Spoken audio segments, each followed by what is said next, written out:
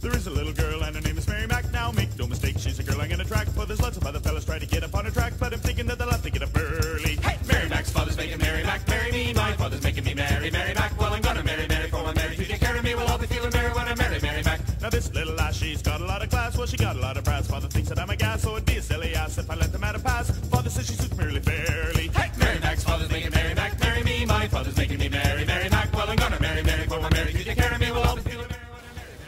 Well, hello and welcome to another edition of the Stogie Review video. Your questions, my answers. Screw up the beginning and mix it up with my video review thing. Well, anyway, this is Your Questions, My Answers, episode 39. And I'm here with Brian Hewitt. Unfortunately, I said Jerry was going to make it, but Jerry had some things to do, so Jerry's not here with us tonight. But I'm here with my good friend Brian Hewitt, who has got a cigar lit. So why don't you jump right in, tell us all about what you're smoking, what you're drinking. Well, I am smoking, I actually just got back from a Fuentes Cruzette event that they had at a local shop I heard about last minute, so it was a real rush to get back in time. Fortunately, Walt's very patient, but I was smoking one there, and as you probably know if you've been keeping up with the site, I reviewed the 87. Well, I'm smoking the 78 right now. I'm not sure how well you're going to be able to see that, but it's I'm actually liking it more than I like the 87. As you know, from that review, I thought it was little too earthy. The profile was way more earthy than I prefer. So this one I'm enjoying so far, and I'm actually already about a half an inch into it. So you know, we talked a little too long beforehand. And of course, as usual, I am drinking my standard mega cup of coffee, and yeah, that pretty much covers it. What are you smoking, Walt? Well, I have one of the older Camacho El Legendario with the footband, and I'm not quite sure what to think about this cigar. When I was at the Camacho event a couple of weeks ago here in Pennsylvania, the rep said that the new repackaged version was a reblend, and then when I posted about it on the site, their marketing director corrected me, and so I tried to follow it up with him later on, and I didn't hear anything back, so I don't know whether this is an old blend, the same blend, or what, but the new Legendarios seem to irritate my throat a little bit. It just seems like the tobacco might have been rushed or something. This cigar is just smooth sailing. I always enjoy these things, and this is no exception. I'm really enjoying it. And I'm pairing it up with just a simple Yingling lager to get the night started. So with all that said, let's roll right into our standard disclaimer, which is we reserve the right to be wrong. If there's anything that we say that strikes a chord with you, you don't agree with, or is just flat out wrong, please let us know, and we'll do our best to either do some sort of retraction or correct it in a future post. So question one really isn't a question, but it's some interesting information I wanted to share with you from a fellow named Chris who's up in Canada, and this came in through the contact form. He says, "Hi guys, first off I want to say that you all do an awesome job, and thanks for taking the time to do this for us. I was watching one of your older Q&A videos, and a fellow Canadian was asking about these sites that ship to Canada. I am in Toronto, and I have used SeriousCigars.com, which offers great deals on certain boxes, such as the Toronto Exodus from 1959 and the Oliva Serie G, and great shipping rates over the fence. I have not paid any duty yet, keeping my fingers crossed, when ordering from them. Another site that ships to Canada is CigarPlace.biz. While their prices may seem to be better than Sirius, the shipping costs are high, which are nearly double. As well as every order I have made from them has been hit with duty. Now, duty is important to mention because Canada is heavily taxed, between 70 and 100% on cigars. With that said, Canadians ordering boxes over the fence should note that this is still a great deal, even with duty, since tobacco products here are so expensive. As an example, a single Padilla 1932 Robusto is anywhere from $30 to $35 here, and a box can be around $630 to $700. My recent order for a box from Cigar Place was $158 plus shipping of $35 and paid $84 in duty. Keep in mind that they marked $40 on the package. So my total cost was $277, which is still a $350 savings. Thanks, Chris. And with that said, because I forgot to mention, our first segment 1 sponsor just happens to be cigarplace.biz and Julian's business down in Florida, who, as Chris mentioned, has some great prices on cigars. Just may not be the best place to order from if you're ordering from Canada and you're worried about duty. But in either case, it seems that Chris is still showing a $350 savings, even paying duty on a box of cigars. So that's kind of interesting. Brian, have you ever heard of any decent online retailers for shipping to Canada? Or are you sort of like me and really don't know about it since you don't partake in buying stuff and have it shipped to Canada? Well, yeah, it's not terribly relevant to me. I've been to Canada, but while I was there, I just paid for whatever I smoked there. So I'm not really aware of what the duty arrangements and all that, in terms of this. This is the most information I've ever seen on the subject, I guess, is really what it boils down to. Most of the time when I hear people talk about places to ship, I thought this was a lead up to Cuban cigars, which I was thinking, wait a minute, we really don't talk about that because that's not quite legal. But now that having seen the entire thing, I'm like, all right, So usually when people talk about that, it's more like people that are interested in breaking the law. Of course, that's not something I would ever do, and not something I would encourage. But in terms of shipping to Canada, I am aware that it's incredibly costly. It's downright punishing, I guess, to smoke up there. And it sounds like, this is a great amount of useful information. I know that at least one of our folks on the fan forum is from Canada, and he does commonly mention how expensive it is, and difficulties in getting some of our domestic smokes up there, and just the overall prices of cigars that are available up there. It's just, it's crazy. So so I don't really have anything to add, but I really appreciate the information. I think this will come in very handy for some folks. Well, coincidentally, our member on the fan forums from Canada is Clint, and he's one of our moderators on the forums, and he's the guy that turned us on to Cigar Place. It seems that he purchases a lot of product from Julian at Cigar Place, and he's been very, very happy with everything he's received. So there's another vote for Cigar Place. Alright, question number 2 comes from Chris via the contact form. Hey guys, I have a question that might be appropriate for YQMA. I know that you shouldn't light a cigar with a Zippo or candle, but it is acceptable to light one with an electric lighter like you find in most cars. I have never tried it, but I was wondering if any of you have had the experience. Does it light very well? Does it alter the flavor at all? Thanks, Chris. Well, what do you think, Walt? Have you ever tried lighting a cigar with well, they call them cigarette lighters, but originally they were called cigar lighters in a car? Actually, no, I haven't, and it's funny that Chris asked this question. I responded to him probably a day after he sent this question in, and coincidentally I was joking around with a friend of mine just the night before. We were sitting around smoking cigars, and we got to talking about computer accessories. And I was telling him, like, the strangest thing I've ever seen for a computer was a drive insert, which was an electric cigarette lighter that looked just like a car. It took up a drive bay. And, we got to laughing, and he said, well, those things work really good. And he wasn't talking about the computer one, of course, but he's got an old Ford pickup truck that has one of these lighters. But the difference is he can push his metal element outside of the lighter. It's one of those older ones where you just sort of push it and it pops out. And he said it works awesome on cigars, absolutely perfect. He said the only thing you need to concern yourself with, however, is that you can't touch the cigar with the element. You just have to get it very close and work it that way. He said that if you get the element on the cigar, it'll fry itself to the tobacco, and it'll like pull the tobacco away as you're moving the lighter away, and you'll 90% of the time you're going to burn your shirt doing that, which I thought was kind of funny. So if you have an older lighter where you can push the element out, it seems like a good idea. I don't know that the one in my car, I don't know that the hole is large enough for a cigar to fit into to do it that way. But I guess I should give it a shot sometime. You know, I'm not even sure if I have that anymore. My phone charger stays plugged in like 90% of the time, regardless of whether I'm using it or not.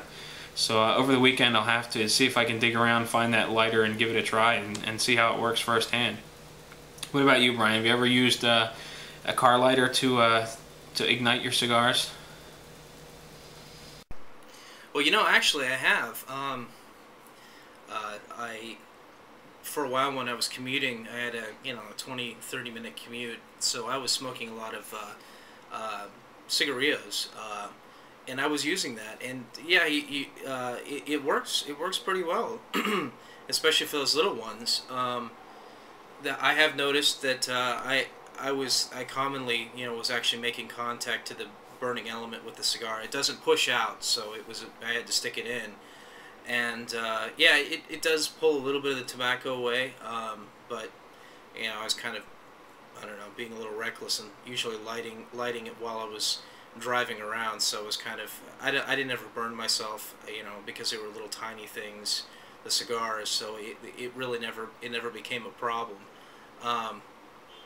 Yeah, the interesting thing is those were really first introduced to cars, my understanding is, for lighting cigars. And if you note the size of them, they're actually designed, they really were designed for the smaller ring gauge cigars that used to be, more prominent, the Coronas and, all of the traditional sizes. It's only the recent huge ring gauges, in the 50s and whatnot, that have really made that so it's harder to use. I actually was going to try it recently, and I realized that the lighter, my car is actually pretty nicely outfitted. It's got it's got both a charging element and a cigarette lighter, or a cigar lighter. So I'm able to use, have something constantly plugged into the one and still able to use the other, which is really handy. So yeah, I went to try it, and I didn't think it was a terribly large, I think it was like a Robusto or something. It wasn't a terribly large cigar, and I realized, wow, there is no way that's fitting in there. So it's, light your Lonsdales and Panatellas and Lanceros and Cigarillos in there, but you get much more than a Corona size or whatever. You're not going to have much luck with it, but it seems to work nicely. And I would probably advise taking some time and not actually making contact between the element and the cigar. But interesting, I didn't know about the ones that had the elements that you can actually push out. So I'll have to keep a lookout for that. I wonder if that's something, since it's I think it's a pretty universal type of plug-in. I would seem to me that maybe you could just buy one of those to replace your little element. And if that's the case, I may have to have a look for those, because that would be incredibly handy. Yeah, I've seen those on older vehicles, but nothing new. So I'm not sure whether they even make those anymore. But I do remember seeing them and seeing how they function and whatnot. And it seems that would be the best route to go. But if you got a cigar small enough to fit inside a standard lighter, then go for it and see what happens. Just make sure you're not wearing your best dress shirt in your going out to something important. But give it a shot and let us know how it turns out. And I'll try to do the same and dig around for that lighter of mine. And that brings us to question 3 from Eric. And again, this is from the fan forums. And he says, why is it that some cigars, the first 4 or 5 puffs are very peppery or bitter and then settle down to their normal flavor, while others start out just the way they are deeper in? Is it too hot lighting, or is it something in the cigar itself? I know I use slow toast method with a culinary torch and don't puff until there is a decent glow in the head. Just got a super bitter start with a Perdomo limited reserve Cameroon, while my EHR, I'm going to guess that's El Rico Habano, last night was perfect from the get-go. And actually, you know what, why don't you give us your response, and then I'll let you know what Ace had to say on the matter, since it was in the fan forums. And I thought his response was pretty interesting and very informative, and thought, well, why don't we just share that? So what do you think first before we get into what Ace had to say?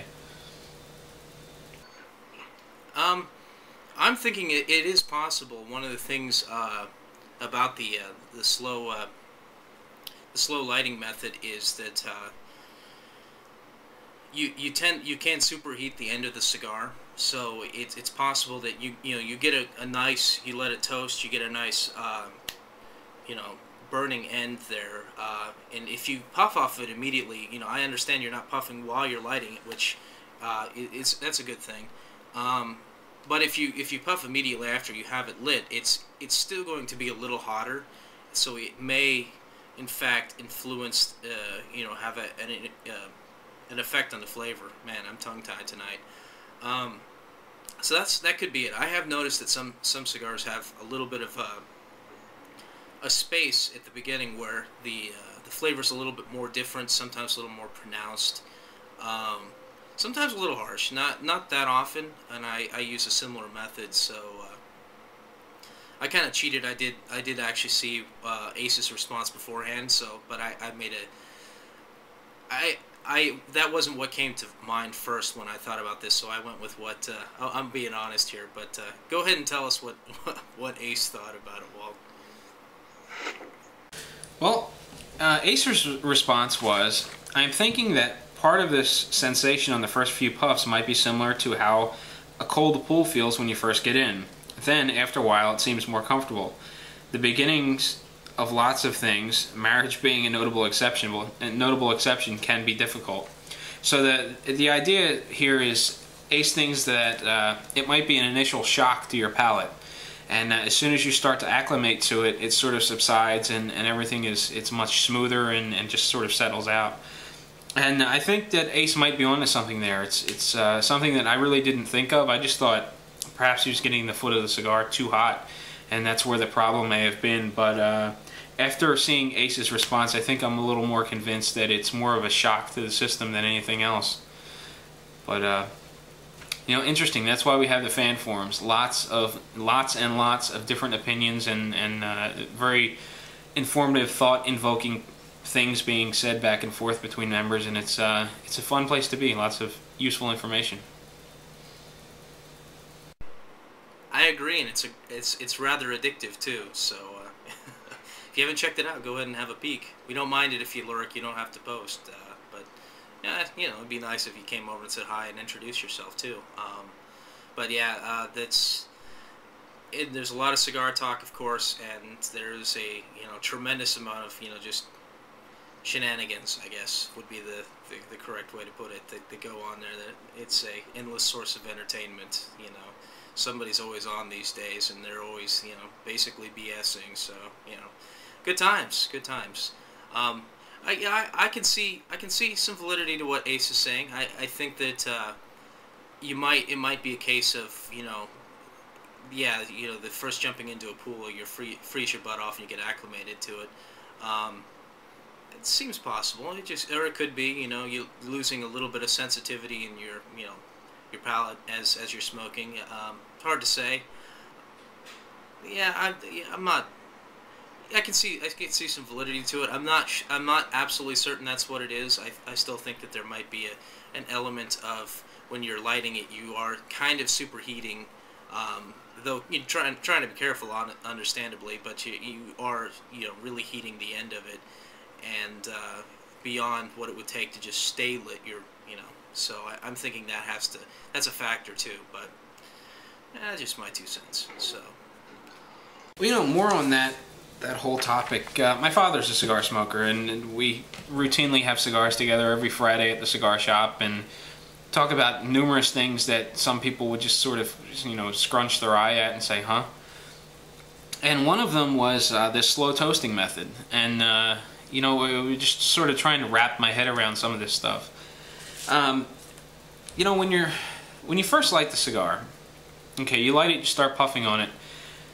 What exactly is the thought process here? That we're pulling heat through the cigar? I mean, we're obviously not pulling the flame through the cigar and burning ourselves here. But it's one of those things where it gets confusing if you really start to think about it, because air doesn't conduct heat very well. It dissipates heat at a pretty good rate. So as you're pulling the heat, or you're pulling the smoke through the cigar, essentially, wouldn't it be cooling off? I mean, if I hold the torch to the end of my cigar, why would it be any cooler when I take the puff on it than if I were to hold the cigar and puff on it while the lighter was there, am I essentially pulling heat from the flame through the cigar? You know, how does that work? I know it sounds very stupid, but it's again, it's one of those things where the more you think about it, the more confusing it becomes when you start putting all the things together. Well, I can understand some of the confusion there, because I was having a little bit of it too. But my understanding is if you're puffing while you're lighting, you are in effect drawing some of the flame into the cigar. You know, typically you are drawing and heating up the entirety of the cigar a little bit.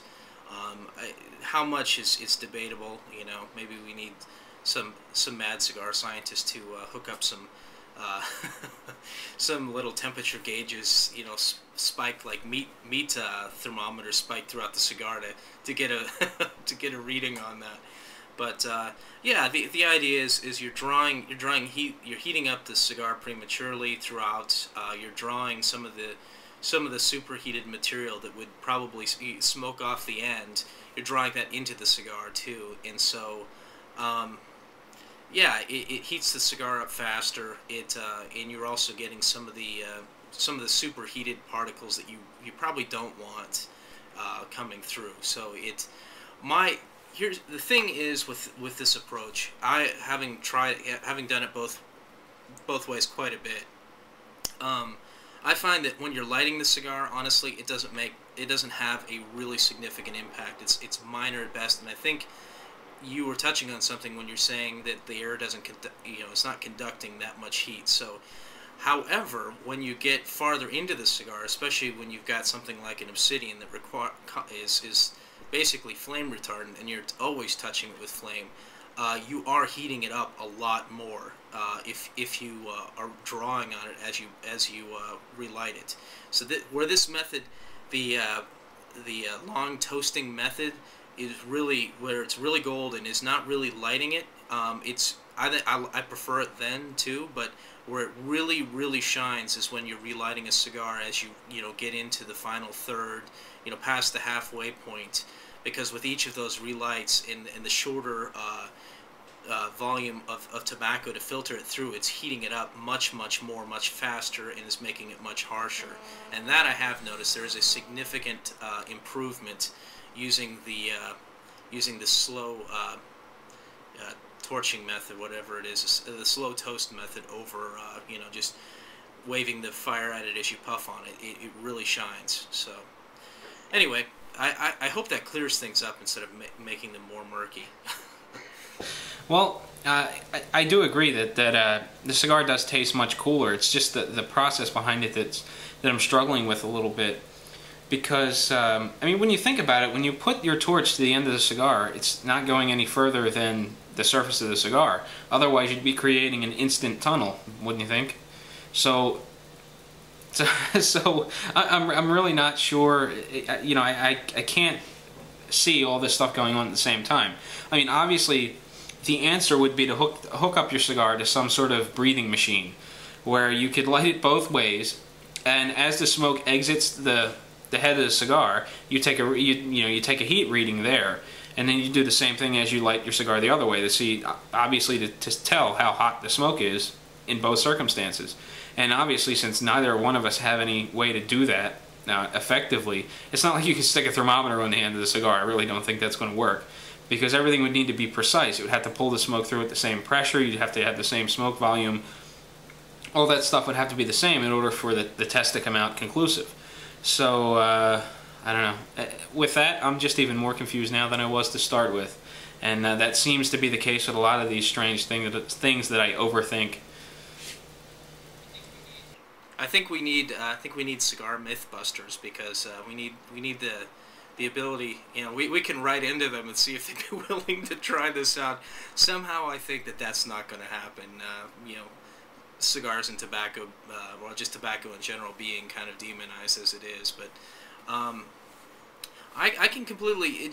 It does make sense to me, and I think part of the official in quotes here, slow toasting method, as described by Ace, who is who seems to have an approach and a design for everything. It actually involves toasting it and then, for a second allowing it to cool. So you get it heated, allowing it to cool, and then you puff on it. I go a little more abbreviated. I usually don't wait too long between lighting it and actually puffing on it. So but watching people puffing on it, I do see, especially people who use some sort of a soft flame, they are drawing flame into the cigar. I don't think the fire stops at the end of the cigar, and I think that because the way tobacco burns, I think that you're not actually going to be getting a tunnel unless there already was kind of a, I don't know, unless there was substandard tobacco or some sort of hole there to begin with. I don't know. It makes sense to me. I don't know. Then again, a lot of other things that have been completely wrong make sense to me. So so I reserve the right to be wrong, as we said earlier. But it seems to work. That's what I'm going to go with. It does seem to work. It does seem to create a better smoking experience. I'm willing to chalk it up to I don't know, the dark arts of cigar smoking and just let it go with that. But as you mentioned, when you're relighting the cigar, you can definitely tell the difference, and I'm assuming that maybe it's because there's a shorter distance between your mouth and the flame. So I can see that, and I can also see if you have ever used a draw poker, I have on several occasions. You create a tunnel through the cigar, and that tunnel seems to superheat the air coming through the cigar. It just, I don't know, I guess all that tobacco just keeps it insulated, and it gets really hot and very uncomfortable very fast. So when you start taking all these things into account, it does get fairly confusing, and I don't know. It's just one of those interesting topics that I find very interesting, and I'd love to see some tests done, but I don't have the means to do it, and I doubt most of our viewers have the means to do it as well. But it's just something to ponder over for a little while, I guess. But now that we've managed to get ourselves back on time, we were running kind of short, which is why I went off on that tangent there. How's your cigar going?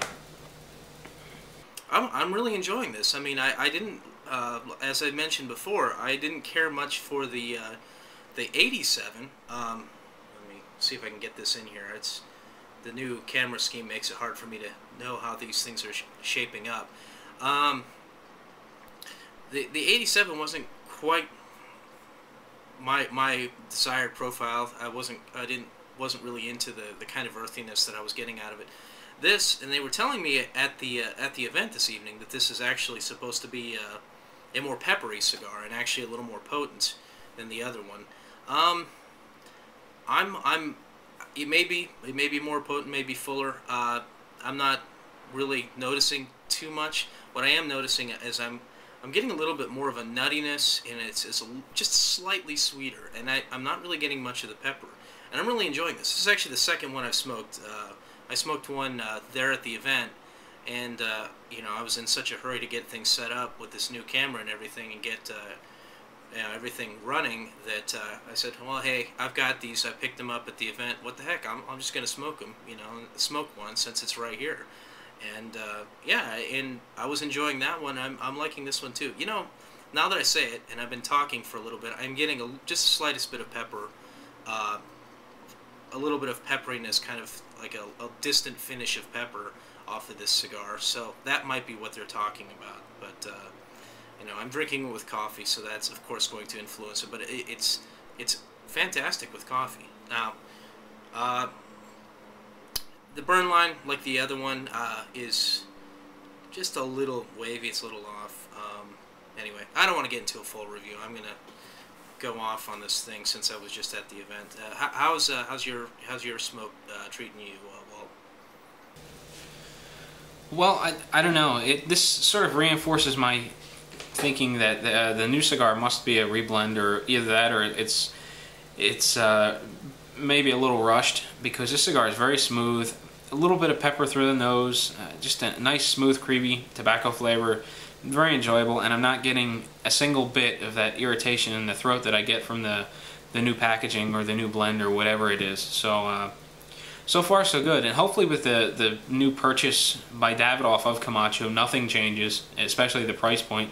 We already saw an increase in price. I don't want to see another one because a big name purchased them, but you know, I'm very happy with the products. All of the Camacho stuff I've smoked, I've enjoyed.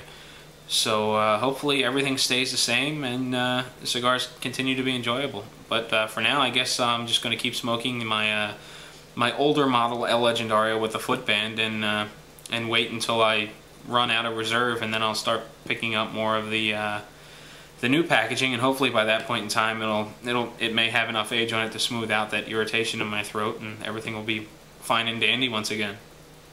But you know, with all that said, it's about time for our first production break, so sit tight. We'll be back for segment 2 in just a minute.